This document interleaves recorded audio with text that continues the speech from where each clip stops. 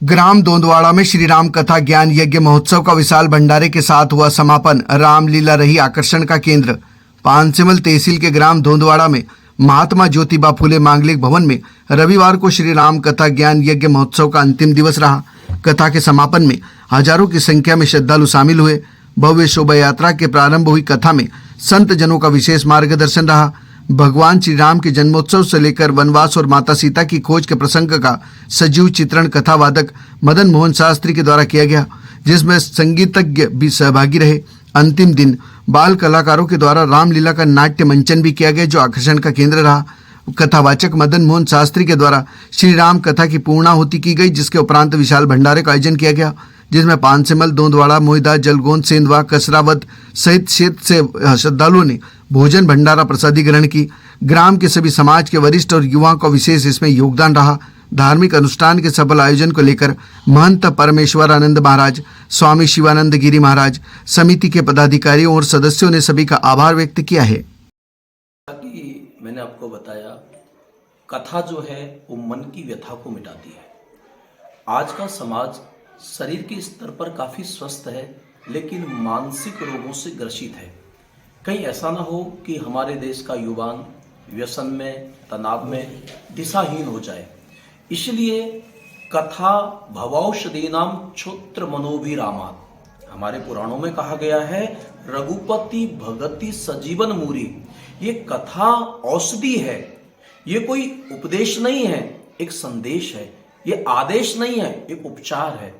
तो हम लोग चाहते हैं कि कथा के माध्यम से समाज को विचार दिया जाए। विचार से कर्म होता है, और कर्म अच्छे होंगे तो उन कर्मों के चलते हमारे समाज का, राष्ट्र का और पूरी मानवता। आज भगवान श्री राम की कथा का ये 7वां दिन था, और अनेक प्रसंगों को हमने गाया। और यहाँ के लोगों ने, जो बच्चों में मैं उत्साह देख रहा हूँ और बच्चों में जो भगवत भाव देख रहा हूँ, भगवान दुर्लभ नहीं है, भगवान तो सब जगह है। भगवत भाव होना चाहिए। वासुदेव शर्ममिति आम आत्मा स दुर्लभा, भगवत गीता में कहा गया है। और उसी के चलते ईश्वर, भगवान का सत्संग करने से भगवान का सृजन नहीं होता है। परमात्मा तो सर्वत्र है, लेकिन वो प्रकट होता है प्रेम से। तो जब हमारी वासनाओं की निवृत्ति हो जाती है, जिज्ञासा की पूर्ति हो जाती है, तो प्रेम की प्राप्ति हो जाती है। और हरि व्यापक सर्वत्र समाना, प्रेम से प्रकट होए में जाना। और हमारा यही संदेश है कि मेरे भाई बहन, आप है ना, अपने लक्ष्य को निर्धारित करो, अपने लक्ष्य को पहचानो, उसको प्राप्त करो। व्यसन में, फैशन में आप किसी को प्रभावित करने के बजाय राष्ट्र को प्रकाशित करो। राष्ट्र को अच्छे लोगों की बहुत आवश्यकता है।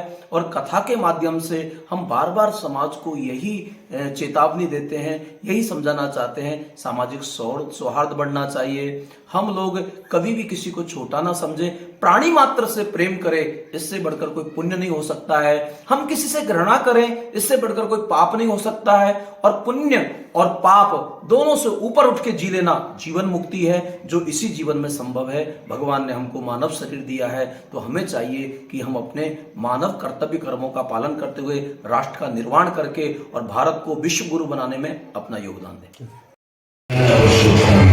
उसका विवाह प्रस्ताव हो गया।